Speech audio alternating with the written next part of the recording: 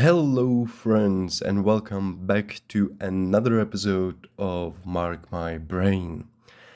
I apologize for the delay between the uploads, but there have been some changes in my personal life, and also I have been sick, so I had to postpone it. But now I am excited to get back into it. So, in today's episode, the topic will be panic attacks. Mainly, what even is a panic attack for people who may not know? Why do they happen? What causes them? What can trigger them? And lastly, also how to sort of deal with them or how to self regulate if you find yourself having a panic attack or being susceptible to having them. Now, disclaimer, I don't claim to be an expert. I am not. I'm just somebody who unfortunately recently started having panic attacks, seemingly out of nowhere, and battling, more intense anxiety than than before. So I approach this subject from the point of view of amateur. I'm just trying to learn more about what the hell is happening and how to deal with it, I guess. So hopefully you'll find it interesting. I did quite a bit of research and try to put it together in some structurized manner. So without further ado, let's just jump straight into it. Let's begin by trying to describe what even is a panic attack. So in general, panic attacks are sudden episode of intense fear or panic that triggers severe physical reactions, even though no real danger or apparent cause exist. And they are associated with feelings of losing control, having a heart attack, and dying, etc. And panic attacks can have also many variations, and the physical symptoms may vary as well. Now, I have prepared a list that should summarize some of the typical symptoms.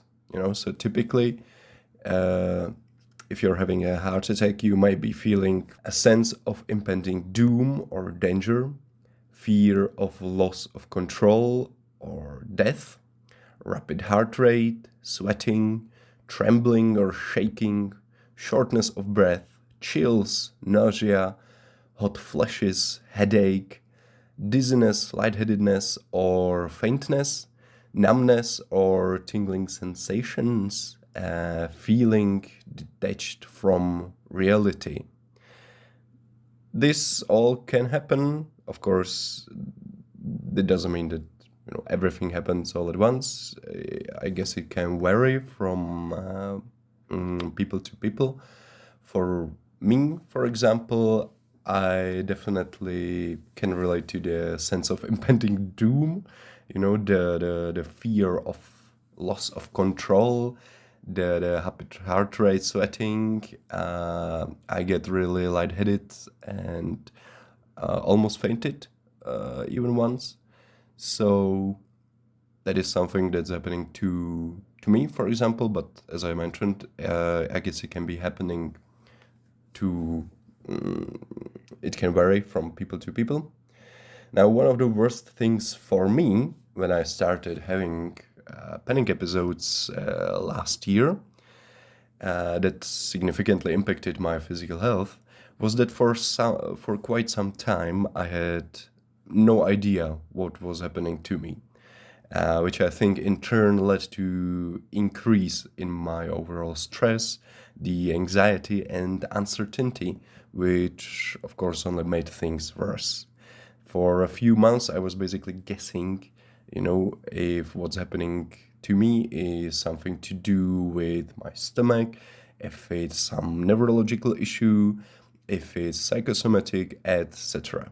And this also leads me to my next point, which is the worry of getting another panic attack and the fear of losing control play a major role, especially if the fears are persistent or constant.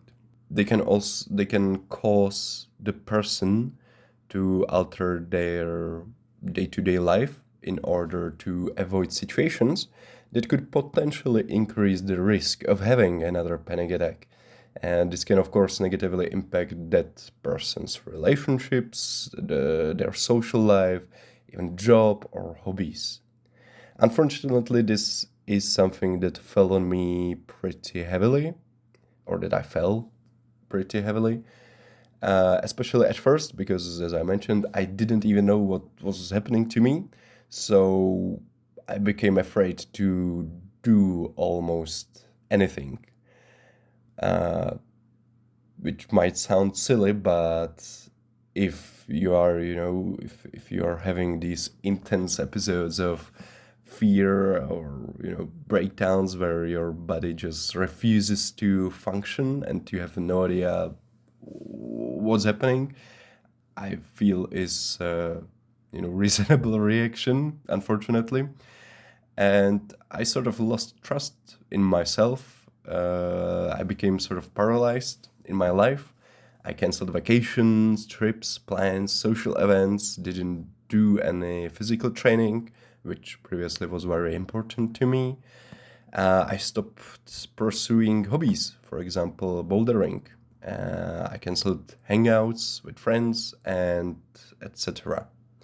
So, yes, anything extraordinary that didn't fall under the staying safe at home umbrella was challenge, or I perceived it as a challenge, which of course immediately brought some tension and didn't help with the feelings of anxiety or the inner unsettling feelings. Now, let's speak more about what can trigger an actual panic attack. The triggers can be external, for example, social situations, social events, situations that normally cause fear, for example, heights or needles, as well as individual performances like giving a speech or presentation. In addition, certain activities can stimulate the body in a similar way as an actual acute stress and activate the fight or flight response, which can cause panic-like symptoms that can in turn trigger a full-blown panic attack. The typical examples of such activities are excessive intake of caffeine or intense physical exercise, also alcohol abuse or some withdrawals. Now, from my own experience, intense training definitely classifies. Even though it is something that I love doing, I have been doing it for many years, and consistent training and progress in the gym ultimately make me feel more fulfilled. It is something I want to actively pursue. It has also become something that I have developed a certain level of anxiety about, since physical activity and pushing myself during training have led to several very unpleasant panic episodes in the past. So now, almost every time I go work out, I get at least a bit anxious, tense, and feel a bit sick. And I think it's just because of that association, unfortunately. Which I should mention is something that I try to consciously argue with myself about. That, it doesn't really make sense, it doesn't have to be. And the training is something that, I love and want to do. But I guess subconsciously there is just that connection with such intense feelings of panic or fear, and feeling super sick in the moment, and the physical activity and the workout, that it's very, very hard to overcome. So again, here I can testify to the previous point about panic attacks altering someone's activities, hobbies, and life. Also, other thing I have noticed that can also trigger a severe anxiety or even a panic attack in me is being in a situation with sort of no escape. Even though it's a bit more abstract, situations where I have to do something, or maybe more precisely, have to bear something. For example, I have to stay in this train for the next 2 hours. I have to sit in this class until the bell rings. Or I have to stay at my work desk for the next 4 hours. These situations with, I have to do something or I have to bear something with seemingly no escape, that is something that has a significant effect on me. Maybe that's something more important to to my personal self-reflection, but still, I wanted to mention it as another example. So now we have sort of went over what are panic attacks and what can cause panic attacks.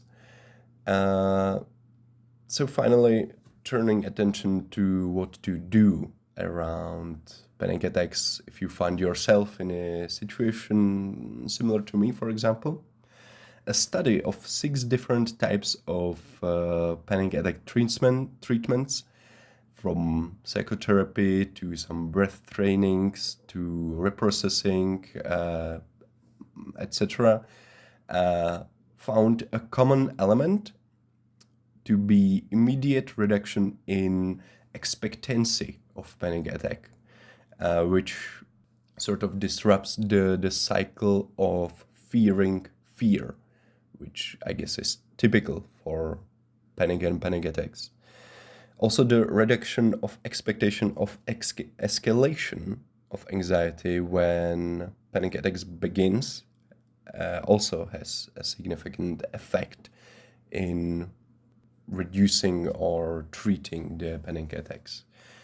Generally, modifying or managing expectations are regarded as placebo, but this particular study argues that it can be a specific treatment for panic attacks.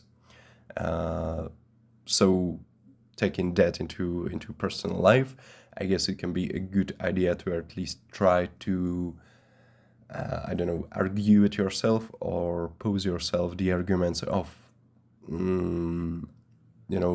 I don't necessarily have to get another panic attack. Even if I do, it might not be as severe. There's no reason that it should escalate. Trying to argue yourself in that direction, even though, of course, the study talks about some clinical setting and treating this in with a professional. So from my point of view, it is also important to not let the panic take control of your life. Even though it's possible you'll have to make some concessions, maybe at least in the beginning, it's crucial to remain in control, or at least feel like you are still in control. That helps with keeping confidence in yourself and seeing you are still competent and able to do things. I found this can be done by doing baby steps in the direction you want to go, such as you can't really do a full powerlifting workout. Okay, you can still try some small light exercise, go for a short walk or stretch at home. Are you afraid of big social events and feel like they will trigger your panic the moment you enter? Okay, but let's try not to lose all social life. Schedule small hangouts, invite a single friend for a coffee, call with your close ones, etc. The point is to remember that you can almost always do something, and to try that, even though it very well may be difficult. I have found, for example, that hangouts and other social activities actually really help take my mind off the almost constant worry and self-consciousness. Even though I may feel anxious beforehand, if I push myself a bit, it usually turns out great and much better than I anticipated. Seeing my friends, going to a hangout, having a dinner together, whatever. And the more I do it, the more regularly I do it, the easier it becomes. And usually also my overall level of anxiety lessens and well being increases, in general in my life, not just in the moment.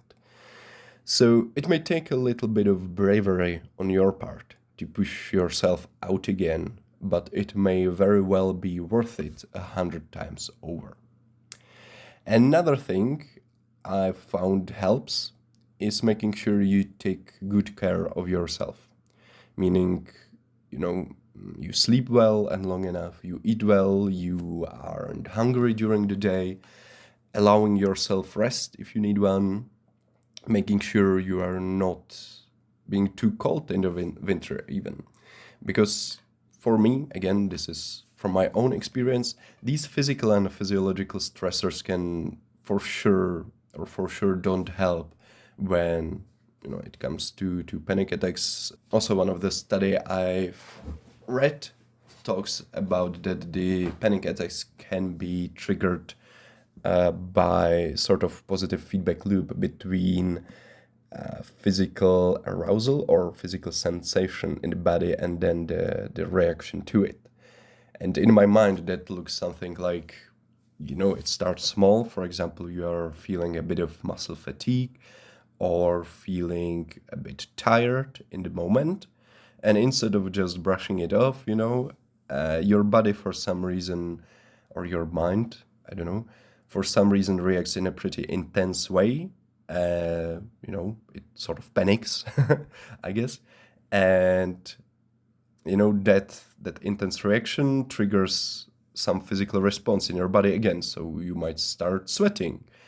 And because the physical sensation increases, it also increases the reaction on your subconscious part.